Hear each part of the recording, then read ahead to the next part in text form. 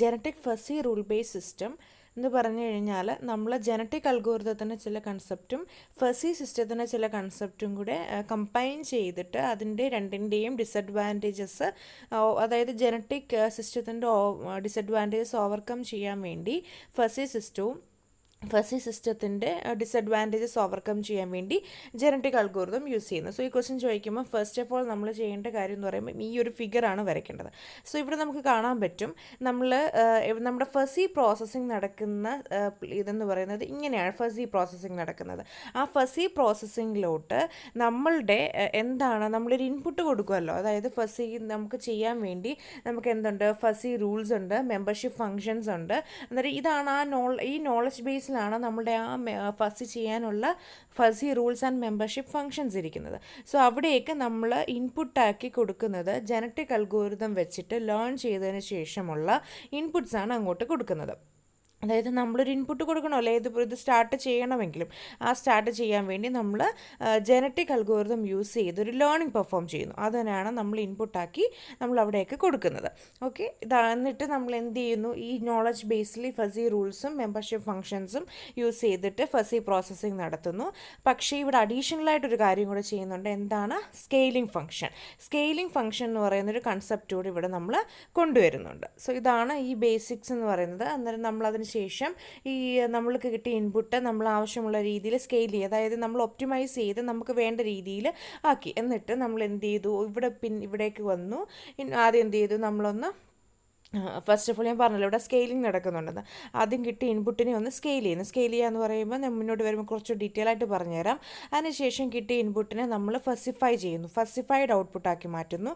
എന്നിട്ട് പക്ഷെ നമുക്ക് മനസ്സിലാവുന്ന ഔട്ട്പുട്ട് എങ്ങനെയാണ്, ഡീഫസിഫൈഡ് ഔട്ട്പുട്ടാണ് നമുക്ക് മനസ്സിലാവുന്നത് അല്ലേ.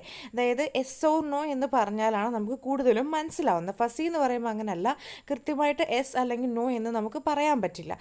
അപ്പോൾ നമ്മൾ എന്ത് ചെയ്യുന്നു, നമുക്ക് കിട്ടിയ ഔട്ട്പുട്ടിനെ നമ്മളൊരു ഇൻ്റർഫേസ് എഞ്ചിനിലേക്ക് കൊടുക്കുന്നു.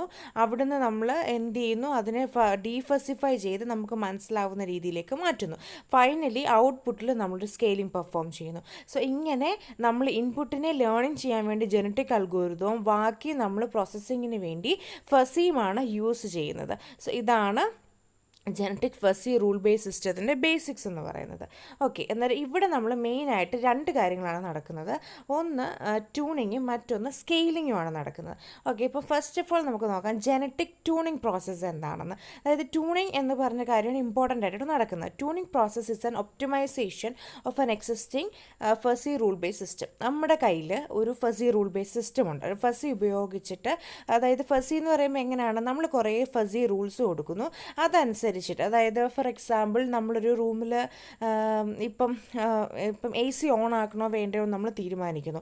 അപ്പോൾ എന്താണ്, കുറേ ഫസി റൂൾസ് ഡിഫൈൻ ചെയ്തിട്ടുണ്ട്. ഈ റൂമിൻ്റെ ടെമ്പറേച്ചർ ഇത്രയാണെങ്കിൽ എന്താണ്, AC ഓൺ ആക്കണം. സോ അന്നേരം നമ്മൾ അന്ന് കുറേ റൂൾസ് കൊടുത്തിട്ടുണ്ട്. അങ്ങനെ ഒരു എക്സിസ്റ്റിംഗ് ആയിട്ടുള്ള ഒരു ഫസി റൂൾ ബേസ് സിസ്റ്റം ഉണ്ടെന്ന് വിചാരിച്ചോ. അന്നേരം ചിലപ്പോൾ ഈ റൂൾസ് എന്ന് പറയുന്നത് ഭയങ്കര കോംപ്ലക്സ് ആയിട്ടുള്ള റൂൾസൊക്കെ ആയിരിക്കും. അന്നേരം ഈ കോംപ്ലക്സ് ആയിട്ടുള്ള റൂൾസ് വരുമ്പോൾ നമുക്ക് എന്താണ്, ഔട്ട്പുട്ടിൻ്റെ കിട്ടാനും അത്രയും തന്നെ താമസം വരും, റൂൾസിൻ്റെ കോംപ്ലക്സിറ്റി കൂടുന്നതനുസരിച്ചിട്ട്. അപ്പം നമ്മൾ എന്ത് ചെയ്യണം, അതിനെ ഒന്ന് ഒപ്റ്റിമൈസ് ചെയ്യണം. ഒപ്റ്റിമൈസ് ചെയ്യുക എന്ന് പറയുമ്പോൾ എന്താ, നമ്മളിപ്പോൾ ഒരു കോഡ് എഴുതുന്നു. ഒരു കോഡ് എഴുതുമ്പോൾ നമ്മളിപ്പം സം ഓഫ് 2 നമ്പേഴ്സ് കണ്ടുപിടിക്കാനുള്ള കോഡാണ്. അതിന് നമ്മളൊരു 2 പേജസ് കോഡ് എഴുതേണ്ട കാര്യമുണ്ടോ? ഇല്ല. നമ്മൾ ഏറ്റവും ഷോർട്ടാക്കി ഔട്ട്പുട്ട് കിട്ടുന്ന രീതിയിൽ വേണം കോഡ് എഴുതാൻ വേണ്ടി. അതായത് നമ്മൾ കമ്പൈൽ ടൈം ഏറ്റവും കുറച്ച് പെട്ടെന്ന് ആൻസർ കിട്ടണം. സോ അതാണ് ഒപ്റ്റിമൈസേഷൻ എന്ന് പറയുന്നത്. കോംപ്ലക്സ് ആയിട്ടുള്ള റൂൾസിനെയൊക്കെ നമ്മൾ ഒപ്റ്റിമൈസ് ചെയ്ത് കുറച്ചുകൂടെ എളുപ്പമുള്ള റൂൾസ് ആക്കി സിസ്റ്റത്തിനെ ഒന്നുകൂടെ ഫാസ്റ്റ് ആക്കുന്നു. The 2 types of tunings are scaling function tuning and membership function tuning. ഇവിടെ 2 ടൈപ്പ് ഓഫ് ട്യൂണിങ്ങാണ് നടക്കുന്നത്. ഒന്ന് സ്കെയിലിംഗ് ഫംഗ്ഷൻ ട്യൂണിങ്ങും മറ്റൊന്ന് മെമ്പർഷിപ്പ് ഫംഗ്ഷൻ ട്യൂണിങ്. അതായത് നമ്മൾ ഇവിടെ ഒരു സ്കെയിലിംഗ് ഫംഗ്ഷൻ ഉപയോഗിക്കുമെന്ന് പറഞ്ഞു, അവിടെ നമ്മളൊരു ഒപ്റ്റിമൈസേഷൻ നടത്തുന്നു. അതിനുശേഷം മെമ്പർഷിപ്പ് ഫംഗ്ഷൻസ് യൂസ് ചെയ്യുന്നുണ്ട്, അവിടെയും ഒരു ഒപ്റ്റിമൈസേഷൻ നടത്തുന്നു. The tuning process can be performed once a DB has been obtained. അതായത് നമ്മളുടെ ഡേറ്റാബേസ്, നമ്മുടെ അതായത് നമ്മുടെ ഫസി റൂൾസും മെമ്പർഷിപ്പ് ഫംഗ്ഷൻസും ഒക്കെ അടങ്ങുന്ന ഒരു ഡേറ്റാബേസ് ഉണ്ടല്ലോ, എല്ലാം കീപ്പ് ചെയ്തിരിക്കുന്നത്. അത് കിട്ടിക്കഴിയുമ്പോൾ നമുക്ക് എന്ത് അപ്ലൈ ചെയ്യാൻ പറ്റും, ട്യൂണിംഗ് പ്രോസസ്സ് അപ്ലൈ ചെയ്യാൻ പറ്റും. അപ്പോൾ ഇവിടെ നോക്കുക, നമുക്ക് എന്താണ്, പ്രീഡിഫൈൻ ചെയ്തൊരു റൂൾ ബേസ് ഉണ്ട്. അതായത് നമ്മുടെ കയ്യിൽ നേരത്തെ തന്നെ സെറ്റ് ചെയ്ത് വെച്ച പല റൂൾസ് ഉണ്ട്. അതിനെ നമ്മൾ എന്ത് ചെയ്യുന്നു, ട്യൂൺ ചെയ്യുന്നു. അതായത് ഇച്ചിരി കോംപ്ലക്സ് ആയിട്ടുള്ള റൂൾസൊക്കെ ആണെങ്കിൽ കുറച്ചുകൂടെ സിമ്പിൾ റൂൾസ് ആക്കുന്നു, നമുക്ക് ആവശ്യമുള്ള റൂൾസ് മാത്രം എടുക്കുന്നു. എന്നിട്ട് എന്ത് ചെയ്യുന്നു, അത് ഞാൻ എന്നിട്ട് ആ റൂൾസിനെയാണ് ഡേറ്റാബേസിലേക്ക് കീപ്പ് ചെയ്യുന്നത്. എന്നിട്ട് വീണ്ടും എന്ത് ചെയ്യുന്നു, ഡേറ്റാബേസ് കമ്പ്യൂട്ട് ചെയ്യുന്ന ഡേറ്റാബേസിൽ നമ്മൾ അതനുസരിച്ച് കമ്പ്യൂട്ട് ചെയ്ത് അണ്ടിൽ നമ്മൾ കറക്റ്റ് ആ ട്യൂൺ ചെയ്ത് കിട്ടുന്നിടം വരെ ഈ അതായത് ഇവിടെ എന്താ നടന്നിരിക്കുന്നത്, നമ്മൾ ഫസ്റ്റ് ഒരു കുറേ റൂൾസ് നമ്മുടെ കയ്യിലുള്ള എല്ലാ റൂൾസും എടുക്കുന്നു. എന്നിട്ട് നമ്മൾ അതിനെ എന്ത് ചെയ്യുന്നു, ഒപ്റ്റിമൈസ് ചെയ്യുന്നു, ഏറ്റവും ചെറിയ ഫോമിലേക്ക് മാറ്റുന്നു. എന്നിട്ട് നമ്മൾ എന്ത് ചെയ്യുന്നു, അതൊരു ഡേറ്റാബേസിലേക്ക് കീപ്പ് ചെയ്യുന്നു, വീണ്ടും ചെക്ക് ചെയ്യും ആ ഡേറ്റാബേസിൽ എല്ലാം ഒപ്റ്റിമൈസ് ആയോ നോക്കും, വീണ്ടും ട്യൂൺ ചെയ്യും. അണ്ടിൽ ഇതെല്ലാം ട്യൂൺ ആകുന്നിടം വരെ അത് കണ്ടിന്യൂ ചെയ്തുകൊണ്ടേ ഇരിക്കും. സോ ഇതാണ് എന്തെന്ന് പറയുന്നത് process of tuning the database. ഇങ്ങനെയാണ് ആ ഡേറ്റാബേസിനെ തന്നെ നമ്മൾ ട്യൂൺ ചെയ്യുന്നത്. Okay, next genetic learning of rule base. ഇപ്പം ഞാൻ പറഞ്ഞല്ലോ എന്താണ് ജനറ്റിക് ട്യൂണിങ് പ്രോസസ്സ് എന്നുള്ളത്. 2 രീതിയിലുണ്ടെന്ന് പറഞ്ഞാൽ സ്കെയിലിംഗ് ഫംഗ്ഷൻ ട്യൂണിങ്ങും മെമ്പർഷിപ്പ് ട്യൂണിങ്ങും, പിന്നെ അതെങ്ങനെയാണ് ചെയ്യുന്നതെന്നും പറഞ്ഞു. ഇനി genetic learning of rule base, the 3 main approaches used are. അതായത് ഞാൻ പറഞ്ഞല്ലോ ഇവിടെ നമുക്ക് കാണാം നമ്മൾ ലേണിംഗ് നടത്തുന്നത് എന്ത് യൂസ് ചെയ്തിട്ടാണ്. അതായത് നമ്മൾ ഏതൊരു കാര്യവും ഇപ്പം ഞാൻ പറഞ്ഞ AC ഓൺ ആക്കണം, ടെമ്പറേച്ചർ ഇതിനും ഇത്ര ഒരു ഡിഗ്രി സെൽഷ്യസിന് മുകളിലാണെങ്കിൽ AC-യുടെ ടെമ്പറേച്ചർ ഇത്ര അഡ്ജസ്റ്റ് ചെയ്യണമെന്ന് പറയുന്നു. അവിടെ എന്താണ് ആക്ച്വലി നടക്കുന്നത്, ഒരു ലേണിംഗ് ആണ് നടക്കുന്നത്. ഡിഗ്രി സെൽഷ്യസ് എത്രയുണ്ടോ എന്ന് പഠിച്ച് അതനുസരിച്ചിട്ട് AC-നെ നമ്മൾ സെറ്റ് ചെയ്യുന്നു. അവിടെ എന്ത് നടക്കുന്നു, ഒരു ലേണിംഗ് നടക്കുന്നുണ്ട്. സോ അന്നേരം അതെങ്ങനെയാണ് ചെയ്യുന്നതെന്നാണ് പറയുന്നത്. മെയിനായിട്ട് 3 ടൈപ്പ് ഓഫ് അപ്രോച്ചാണ് ഉള്ളത്. Pittsburgh approach, Michigan approach, iterative rule learning approach. ഇങ്ങനെ 3 കൈൻഡ് ഓഫ് അപ്രോച്ചാണ് നമ്മുടെ കയ്യിലുള്ളത്. അപ്പോൾ ഫസ്റ്റ് അപ്രോച്ച് നമുക്ക് നോക്കാം, പിറ്റ്സ്ബർഗ് അപ്രോച്ച്. പിറ്റ്സ്ബർഗ് അപ്രോച്ച് എന്ന് പറയുമ്പം it represents an entire rule set as a genetic code and using selection and genetic operators to produce generations of rule set. ഇവിടെ എന്താ ചെയ്യുന്നതെന്ന് വെച്ച് കഴിഞ്ഞാൽ നമ്മുടെ കയ്യിലുള്ള എൻ്റെ റൂൾ സെറ്റ് ഉണ്ടല്ലോ, കുറേ റൂൾസ് കാണും. ആ റൂൾ സെറ്റിനെ എല്ലാം നമ്മളൊരു ക്രോമസോമായിട്ട് റെപ്രസെൻറ്റ് ചെയ്യുന്നു. ഒരു ക്രോമസോം എന്ന് പറയുന്നത് എങ്ങനെയാണ്, ഇങ്ങനെ നമ്മൾ കുറേ അലീൽസ് ചേർന്നതാണ് ഒരു ക്രോമസോം എന്ന് പറയുന്നത്. അതായത് എൻ്റെ റൂൾ സെറ്റിനെ നമ്മളൊരു ക്രോമസോമായിട്ട് റെപ്രസെൻറ്റ് ചെയ്യുന്നു. എന്നിട്ട് and using selection and genetic operators, അതായത് നമ്മൾ പല ഓപ്പറേറ്റേഴ്സിനെയും പറ്റി പഠിച്ചായിരുന്നു. അതായത് നമ്മുടെ കയ്യിലുള്ള മൊത്തം റൂൾസിനെയും ഒരു ക്രോമസോമായിട്ട് നമ്മൾ റെപ്രസെൻറ്റ് ചെയ്തതിന് ശേഷം നമ്മൾ പല ഓപ്പറേഷൻ പഠിച്ചില്ലായിരുന്നു, അതായത് എൻകോഡിങ്, ക്രോസ് ഓവർ, മ്യൂട്ടേഷൻ, അങ്ങനെയുള്ള എല്ലാ ഓപ്പറേഷൻസും ചെയ്തിട്ട് നമ്മൾ എന്ത് ചെയ്യുന്നു, നമുക്ക് ഒരു റൂൾ സെറ്റിനെ ക്രിയേറ്റ് ചെയ്യുന്നു. അതായത് നമ്മൾ എന്താണ് നമ്മൾ ക്രോസ് ഓവറിലും മ്യൂട്ടേഷനിലൊക്കെ ചെയ്യുന്നത്, ബെസ്റ്റായിട്ടുള്ള ഇൻഡിവിജ്വലിനെ ചൂസ് ചെയ്യുക. അതേപോലെ എൻ്റെ റൂൾ സെറ്റിൽ ഏറ്റവും ബെസ്റ്റായിട്ടുള്ള റൂളിനെ ചൂസ് ചെയ്യുന്നതാണ് പിറ്റ്സ്ബർഗ് അപ്രോച്ച്. പിറ്റ്സ്ബർഗ് അപ്രോച്ചിൻ്റെ ഡിഫറൻസ് എന്താണ്, എൻ്റെ റൂൾ സെറ്റിനെ നമ്മളൊരു ക്രോമസോം ആക്കുന്നു. എന്നിട്ട് നമ്മൾ പഠിച്ച ഓപ്പറേറ്റേഴ്സ് എൻകോഡിങ്ങും ക്രോസ് ഓവറും മ്യൂട്ടേഷനും ഫിറ്റ്നസ് ഒക്കെ കാൽക്കുലേറ്റ് ചെയ്ത് ബെസ്റ്റ് ഇൻഡിവിജ്വലിനെ എടുക്കുന്ന ആ ഒരു ഓപ്പറേഷൻസ് ചെയ്യുന്നു. എന്നിട്ട് എന്ത് ചെയ്യുന്നു, നമുക്ക് ബെസ്റ്റ് ആയിട്ടുള്ള റൂളിനെ കിട്ടുന്നു. ആ റൂളാണ് നമ്മൾ എവിടേക്ക് കൊടുക്കുന്നത്, ആ നോളജ് ബേസിലേക്ക് സ്കെയിലിങ്ങിന് വേണ്ടിയും ഒക്കെ നമ്മൾ പ്രൊവൈഡ് ചെയ്യുന്നത്. ഇതാണ് പിറ്റ്സ്ബർഗ് അപ്രോച്ച് എന്ന് പറയുന്നത്. Second one is Michigan approach. It consider the member of the population are individual rules and rules it is represented by entire population.